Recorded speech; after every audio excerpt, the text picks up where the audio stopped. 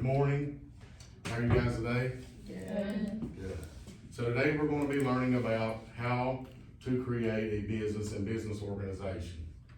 That is something that I'm very familiar with because I have 3 companies.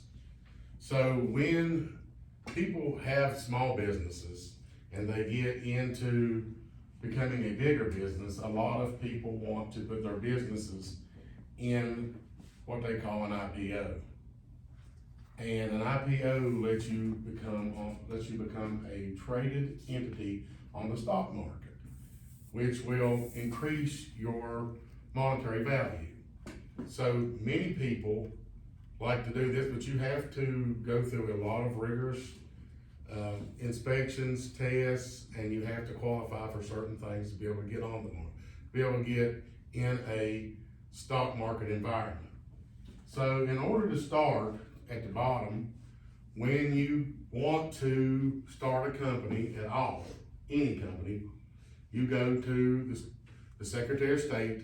We live in West Virginia, so you go over to the Capitol, Secretary of State's office, and you would file online to become either an LLC, a corporation, or, they would show you every different kind of company. It's according to what you want to be. So a limited liability company, which is an LLC, is what I have 3 of. So this protects you from a lot of debt if something goes wrong, and it has a lot bigger umbrella for the individual. If you become a corporation, then the protection of the officers is not as much coverage for those people. So one thing that you do once you start becoming a LLCs, you start your business, you get behind it. But let me ask you a question. How much,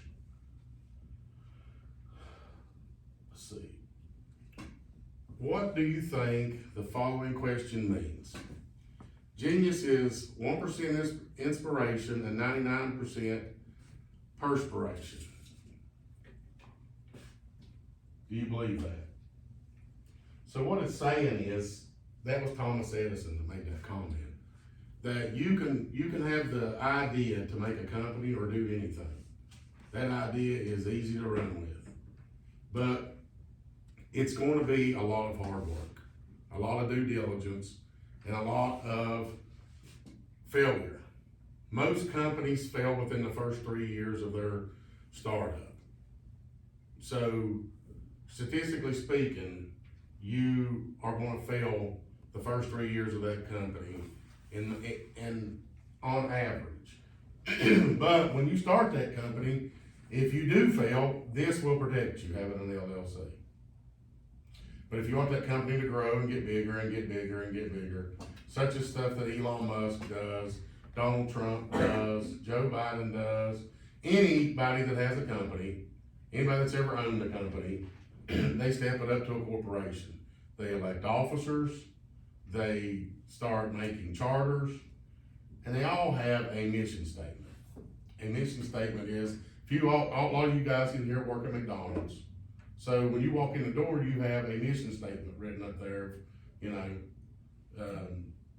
be safe today, blah, blah, blah, it could be anything. So once you get in the,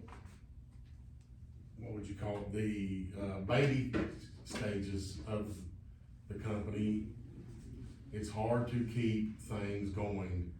You need to be working hard. You need to be at the company. That's why it says it's 99% perspiration, because it's all work for the longest time. So when you make this company and you get into a corporation, then you will take this corporation and you can start trying to get IPOs, partnerships. So if you had a partnership, and say we had 4 partners, and everybody, the total investment was $240,000. Journey had 10%, George had 10%, Elle had 10%, Zoe, on and on and on and on until we got to 100%. And the total investment is $240,000. So if you invested and you wanted to buy that into that 240,000, you wanted to buy 10%, you would pay $24,000, correct?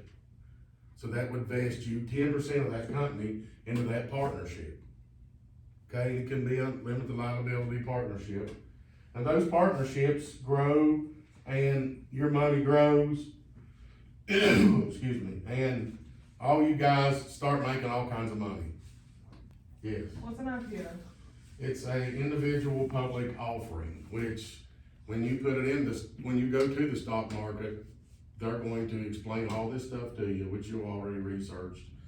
You'll have to have lawyers, you'll have to have charters wrote up. And when you make these businesses that grow this big, you will have a whole plethora of backup people that are helping you. You will have to elect plenty of officers. You'll have to have a lot of accountants and things to make sure that you have all your numbers written right. And you'll have to have a write-up that shows how your business is not gonna fail. What your portfolio is, what your business plan is, what your mine plan or your, anything that, whatever you're wanting to make it into. So when you go and file in West Virginia or a company, it's easy. You just go in there, you write your name and all. But once you go to try to get an IPO, then everything becomes a little more difficult for you. So I have put in front of you a worksheet. Worksheet 1 details, it asks you the questions. If you own three-fourths of a law partnership, what's the percentage does she own? He also owns 28% of something, so then you want the equal by remaining 6 shareholders. Describe a business of sole proprietorship. So sole proprietorship is like it's just a different kind of a company. LLC, sole proprietorships. So once we get on into the chapter and we start reading here in the next little bit, you'll be able to answer all these questions. I also have, later on in the class, we'll be going through another worksheet that you'll understand how to do different ways of making your own business and investing and capital investments and how you can put your own self in a winning situation for a company. And does anybody else got any questions? Yeah. What is a sole proprietorship? It is when it's just you. Okay. You're the only person in it, and you got all the liability on you. So you run the business? You run it, you own it, it's all yours. An LLC is the same way, but you're not covered with your liabilities from debt collectors and other entities that can come after you. And we'll put, How does if you share a company with somebody and they're not doing their part? excuse me now? So what if you share a company with somebody and they're not doing like their part of keeping up with it? Yeah, what happens? What do you, Like the pay and like just do everything for the company, like if you're the only one doing it, but you have a partnership like with 2 people and the other person isn't doing their job, like what happens with the company? well, it could entail that you have to have a meeting and you set them down and tell them they got to, start carrying their weight. Or you can buy them out of that company, but when you become traded on the stock market, that becomes a little bit more difficult.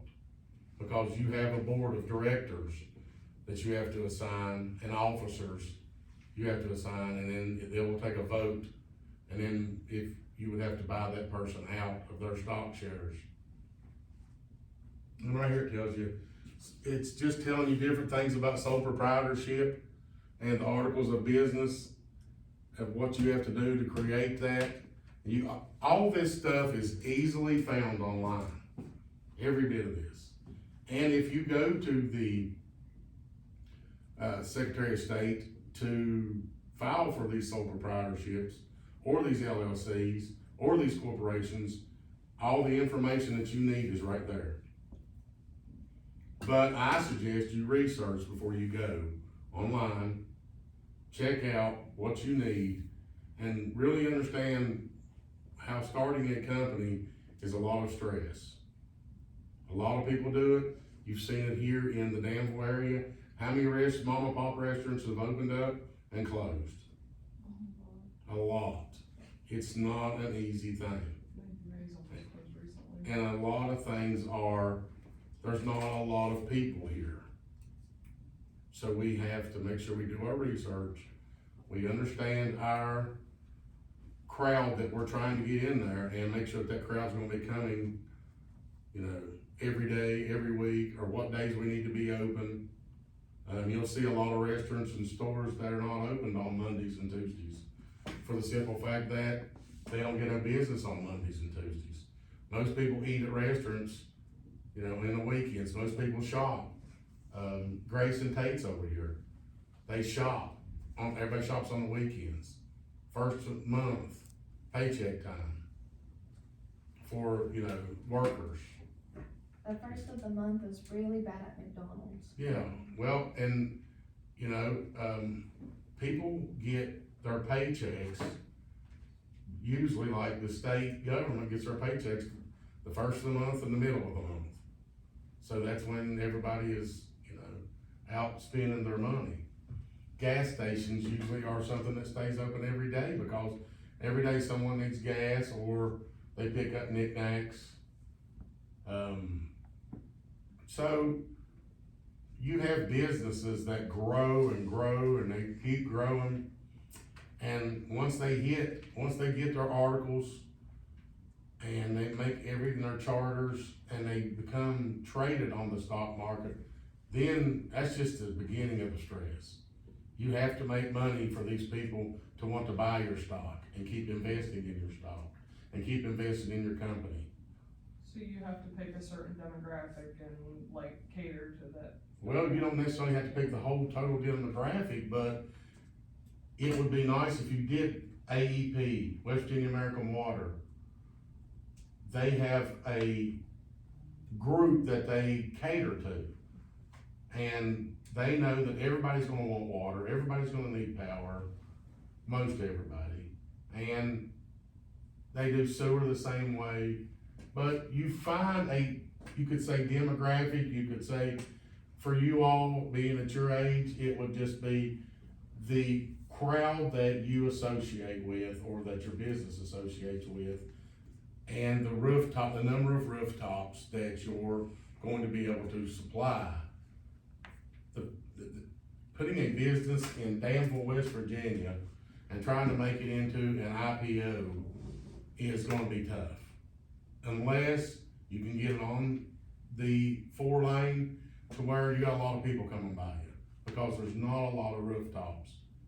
But when you go to Charleston, and you put a business in Charleston, and you put one in Huntington, you put one in Parkersburg, you put one in Wheeling, you put one in Martinsburg, where there's a lot more people and you're gaining a lot more revenue, then things can, grow and grow.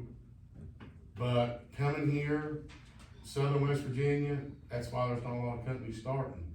But we as a group and a community have got to get more businesses to come here so that we can keep more kids and more people coming here. So to get jobs. So as kids graduate, they stay here. They don't leave. So one of the questions that we're gonna go into is, so the question says, 3 friends, Alex, Ben, and Chris, decide to start a landscaping business. They agree that Alex will own 50, Ben will own 30, and Chris will own the remaining. What percentage business does Chris? So, Chris might only own the 20% that they're asking the question about, but he could be one of the main people in the company. But he might only own 20% because he only had the money to pay for 20% of the company. He only had $48,000 to get his 20%, and Ben had, $72,000, and the rest was funded by Alex. So that doesn't mean that anybody does less, and if they do less, then you give them their money back, and if it's possible, write them out of the company and move on.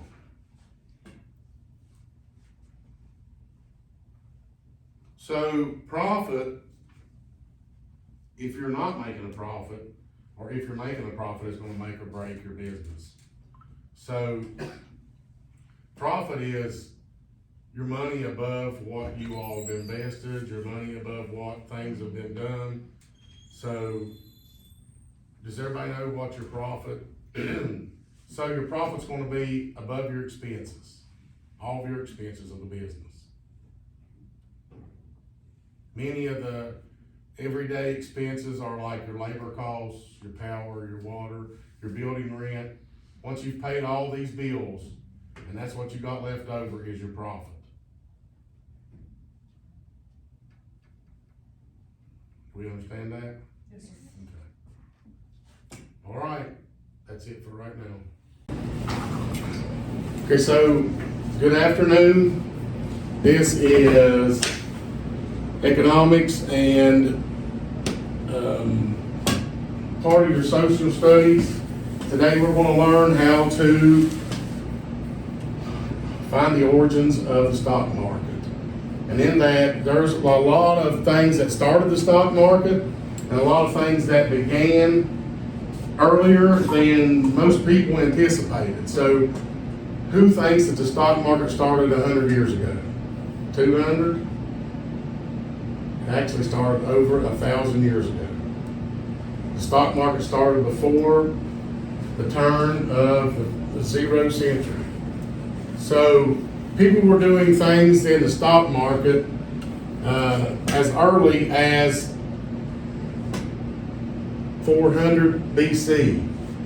And then things started, evolving, and you can start reading on our data sheet here that things started evolving in the 1400s of getting a good idea of how things were getting complex and more complex to the 1500s.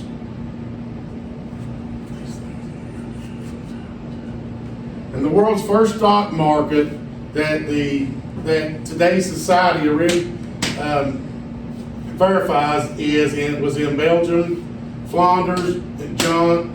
That was 1500s. So a stock market is a way to invest money and get reward, or you may, it's a big risk. You may lose all your money. So when you take your money and put it in a bank, like today's bank, we talked about today's banks, you can get 1%, 2% interest off your money, which is simple compound interest. But the stock market can find you ways of getting you money, doubling your money, tripling your money in certain periods of time, but you take a big risk on losing all your money. So when you get to the stock market and you get to times such as when they started the parts of the New York Stock Exchange and people realized it was powerful and valuable, but nobody understood exactly how it would become. It was like the Wild Wild West in the early 1900s and late 1800s. People were just throwing money at it. People were scamming other people. And a lot of things are, a scam. We just had the lady with, the company, I'm not gonna name names and companies because, but she got in trouble for a Ponzi scheme. And ended up, she took a lot of people's money and ended up going to jail. So as the stock market has evolved, there are a lot of different techniques that people use to invest and try to make money. There are penny stocks. Has anybody ever heard of a penny stock? You can invest. You can right now, as 17, 18, 19-year-old kids, can get on a stock forum and open your own account up with your parents' approval. You can actually start investing. And TD Ameritrade and other companies that do the online stock exchange. And you can actually watch daily as it does it. One of the things that we're gonna do in this class is that we're gonna get in groups and we're gonna do our own little stock market. And we're gonna learn how to invest, and we're gonna learn how the risks and rewards of that investing are. So, once we got out into the world and got this stock market going, and people were bringing companies in, and these companies you were investing your money in these companies. That's how it worked. And then when these companies grew and got bigger, you made money. So say a company came in and they had 100 shares of stock they could sell to help finance their capital. Well, if you bought a share for $10, so if that stock and that company grew, you could maybe sell yours at $20 later in life. And that's what people started investing in their retirements to try to increase their value so that when they retired, they had money to fall back on. And it especially started the retirement funding when union pensions started to fail. So one of the greatest miseries or debacles that ever happened was in October of 1929 called Black Tuesday. The stock market collapsed. And not collapsed as you would think a building collapsed, but it actually failed. So you can see right here on the screen, it was called the Great Crash.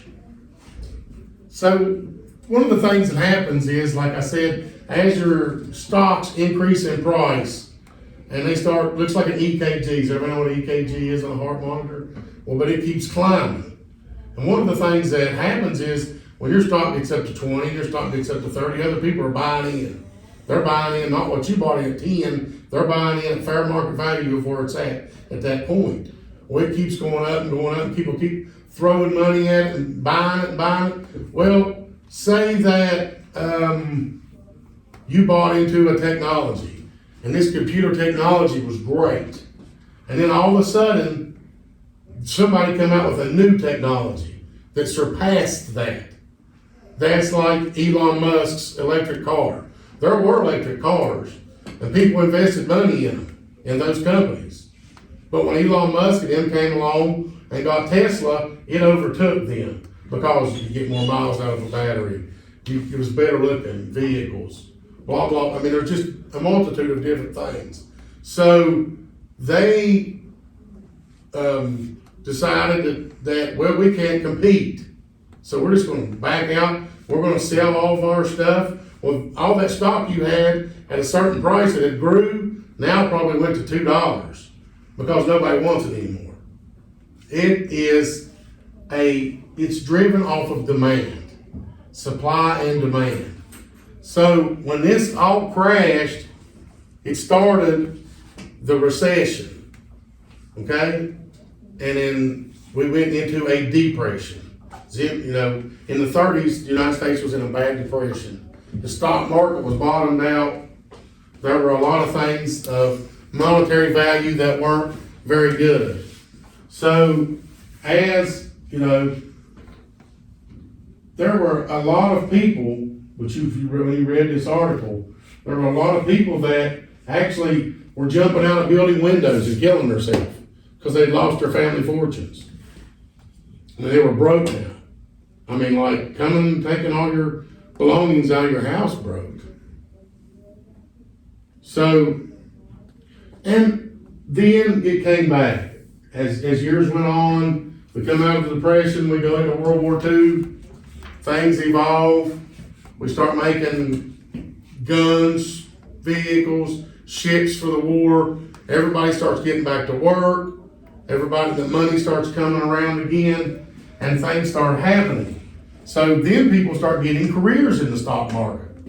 So the stock market, you can be an analyst, be a broker, you can be a trader, you can be, there's a multitude of different jobs that you can be in the stock market and show that, you know, it's good income and a good future. And if you learn how to do it, you can make a lot of money. So as we moved through that, I passed you guys out some worksheets. You can look, the first worksheet, the questions that we just discussed. Worksheet 1 asks you about how the origins of the stock market and what happened in 1929. That's what we just went over. So to see if you're paying attention. Also, after that worksheet, we're going to get into how you calculate and how they do algorithms now to calculate how to predict stock futures. We have come from being outside and counting beads on strings to modern computers that can use an algorithm to tell you what the next pair of shoes that Madison Williams is going to buy, or what color nail polish Peyton Thaxton's going to have, or what color shirt Harley Ball's going to buy next. That's how far we can go with these algorithms. And on page 2, on worksheet 2 that I handed out to you, it asks about the careers that we talked about. I want you all to research a few more careers inside of this, other than just a broker and an analyst. There are great jobs on the stock market. They used to run around with papers on the stock market floor. If you watch old movies and stuff, selling these, now it's all done by computer. There's not hardly any jobs running around on the floor like there used to be. There still is, but it's not like it used to be. So when we come back in the next session, we're going to learn another couple things about the stock market, like business, transaction fees, and how to become more involved and more detailed. And we're going to do a hands-on project where we get in groups. Is that fair? Yeah. All right. So when you get done with this worksheet, we're going to go over like how many different types of markets are in different countries. So we have the Dow and the NASDAQ. So there are different types of markets that we've grown into. Used to be the biggest, does anybody here know what the biggest market in America was in 1885? One of the biggest cities in America was founded on top of it. And today, the whole city, it's called the Windy City, is built on top of what used to be there. Chicago was a stock market for cattle, pigs, any kind of livestock. And that whole city is built on top of that. It was the biggest live market in the United States at one point in time. And that's how it got to become called the stock market, because they sold stock originally. Stock was livestock, animals, anything of that quality. So now the crazy thing is one of the biggest things sold and the cheapest things made is water. We sell water. Used to be back in the stock livestock age, they sold water rights. So that all the animals had rights to go drink water on certain properties. Now, one of the biggest and fastest growing stocks is bottled water. And fuel oil can be astronomical. There are many different stories about how people become multi-millionaires and even billionaires off of oil. Oil is traded daily on a completely different market. So when you look up some of these algorithms, you'll look and see that they are hundreds, if not thousands, of computer-paged programs ready to relate to whatever you want. And that's how they do ads. And this all trickles down to everything that's going on around you is pushed by a stock market to raise prices. And another big one in today's world is phones.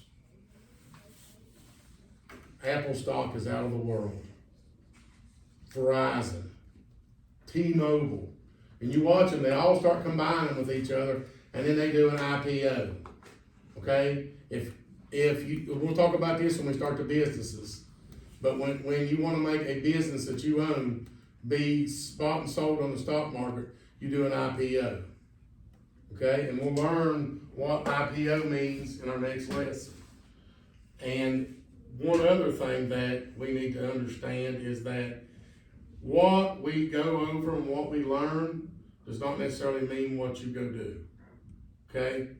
I'm not telling you to go put thousands of dollars in the stock market and lose it tomorrow because Mr. Grant said that jumping into the stock market is the way to make money. You can lose money just as fast as you made it. I've lost hundreds of thousands of dollars in the stock market in 6 months. And I've made hundreds of thousands in 6 months. But it is a gamble. And a lot of times it's a gamble for the long haul. All right. For this session, we're finished. Thank you. There you go. All right. Good evening. Today we're going to discuss more about the stock market, and today's address is going to be on, okay, today we're going to talk about transactions in the stock market, and when you buy individual stocks, the fees you gotta pay and how you make profits. So, does anybody in here know when the first stocks were ever traded?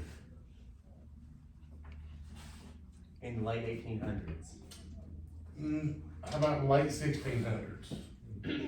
So the late 1600s were the first stocks were ever traded. And the New York Stock Exchange met face to face. So that's when you see pictures of years ago when they're on the floor and they're waving tickets and pieces of paper around, because that's how you bought and sold stocks, was on the stock floor. So when you buy stocks and you go through things, you go through a broker.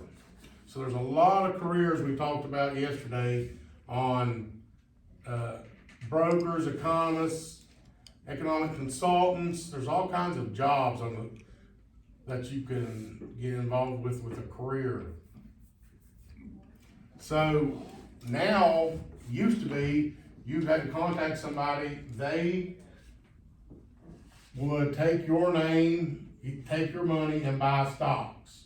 Today, Maddox can get on his phone, open his own account with JP Morgan Chase, with TD Ameritrade, and he can trade on his phone right now. He can use Cash App, PayPal, or things like that, and those paying apps, buy stock, penny stock, whatever he wants to buy, and sell it.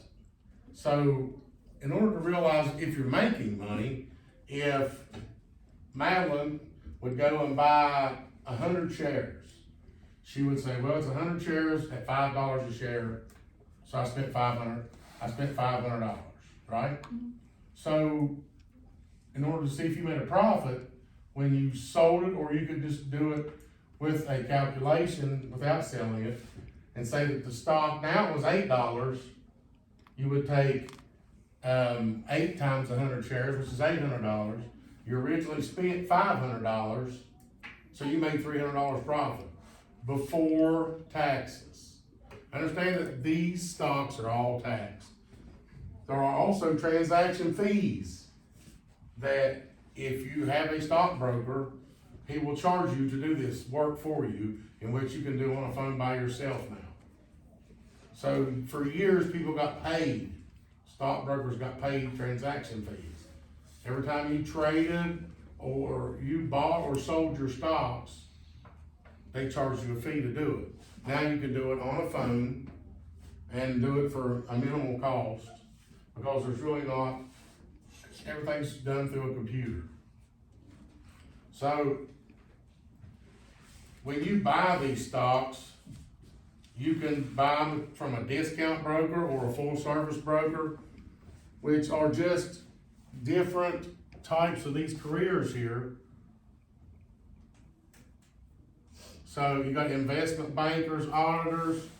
Has anybody ever watched the cartoon Zootopia? In the beginning of Zootopia, if you remember when she says, what animal was that? I think it was a lion, said they wanted to be an actuary. Right. No, the rabbit wanted to be the cop. The other animal wanted to be an actuary. Well, that's a tax person and stuff on the stock market. And for a company, that's also a job for the stock market. So you can be an auditor, which goes around and audits books. In many of these places, people, when you buy stocks, you're buying a share of a company. You're buying ownership in that company. Now, you're not gonna walk in every day and make everyday decisions for this company.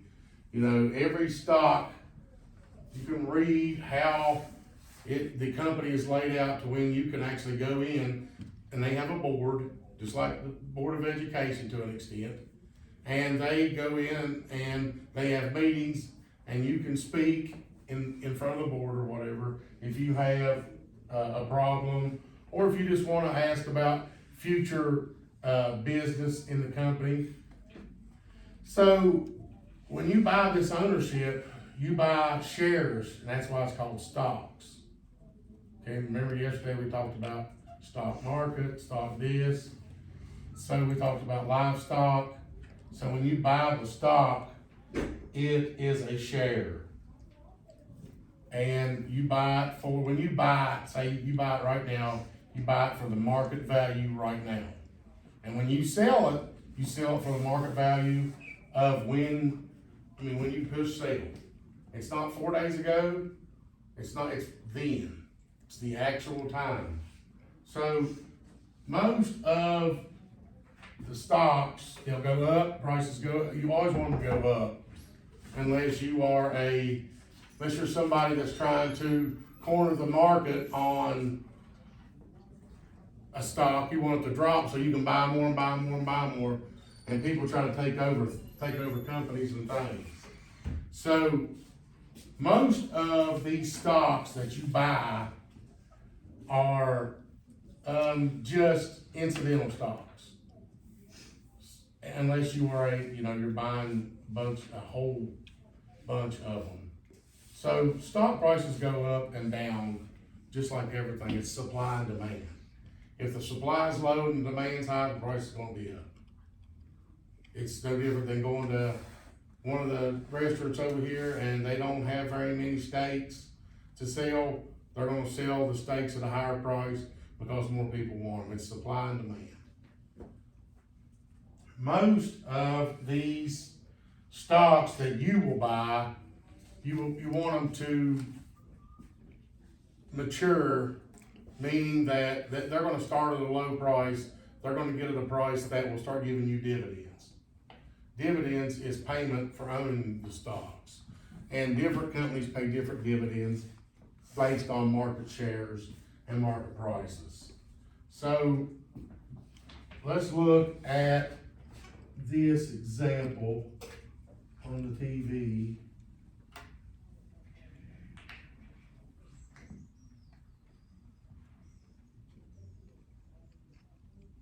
Well, my computer's locked up. Okay, for worksheet 1, you can see that there's 3 questions on this example. On the same examples I've been talking about. Where do you buy stocks at? You can buy them on your phone. You can buy them on your phone or a stockbroker, exactly. And then you keep going down, what's the difference in brokers? And we're gonna answer all these problems in the next class.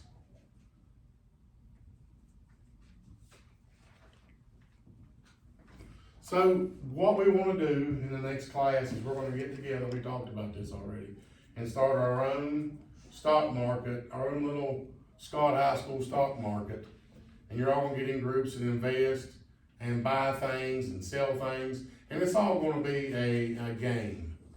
So that you can understand that if you buy 5 pencils and then you've bought 10 cents a pencil, but the whole school runs out of pencils and you've got these pencils, so you can sell them for $1, right? It's no different than kids going to the snack machine and buying chips and nobody's got change, and later when everybody's hungry, they go around selling them to the kids in the classes, or sodas. So it's all about supply and demand and driving prices up. So to process a market order to buy shares of a company, you would log on to the brokerage account. So you would get on your TD Ameritrade and say, you would find their icon. So every stock has an icon. Once you find that icon, you put that icon in and you put how many you want, and then you have a pay that will pay cash or whatever to the bank to get it. Okay, does anybody have a question? Carson? How much do you usually make being a stockbroker? I just average on what the percentages you make, so average is about $105,000 a year. Some will make way over that if they have a lot of clientele. Anybody else? What are the benefits to buying a stock market? Well, you can invest in, so a lot of times we talked about yesterday, the bank, when you put your money in a savings account, your interest rates aren't very high, 1%, 2%, 3%. A stock, if it's doing well, can give you way more money back on the money that you invested and faster. So when you put like my age, you put your retirement is set in certain mutuals, safe stocks that are gonna make money each month regardless, so that I can add to my retirement and I can retire soon. Anybody else? Where in West Virginia or close to West Virginia can I buy stock? You can buy it on your phone right now, or you can go to Charleston, there are brokers in Charleston. Anybody else? What is a banker's account used for? Bankerage account is used for your benefit. It is, you mean a brokerage account? Yes. A brokerage account. Let's let the whole class see this. Hold on 1 second. We will put that up here. It is right here. Well, I get the computer to work again here like we said a minute ago. So, a brokerage account is used to buy and sell stocks and other investments. So, when you buy and sell stocks, open a brokerage account, you research companies. So don't just go buy a stock because somebody says, well, I like that stock. Research it.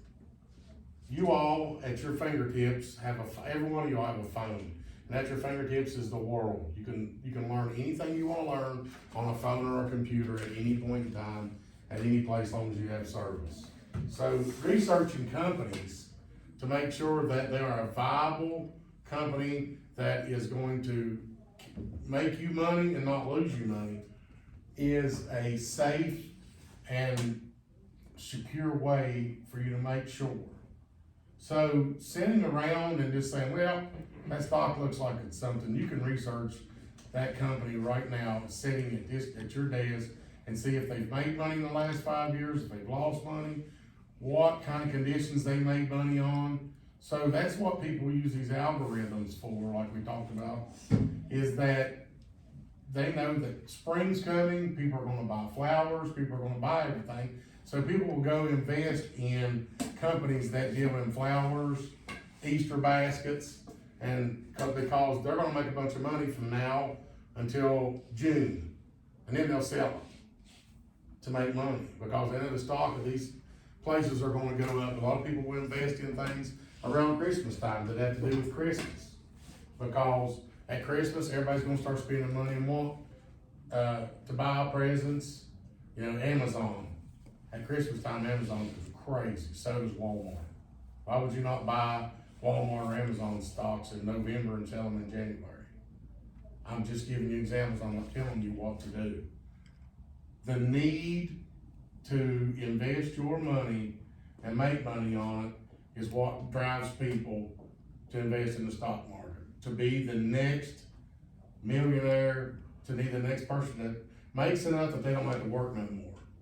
Or they can take another job that they enjoy more. Any other questions? Okay. We can look at different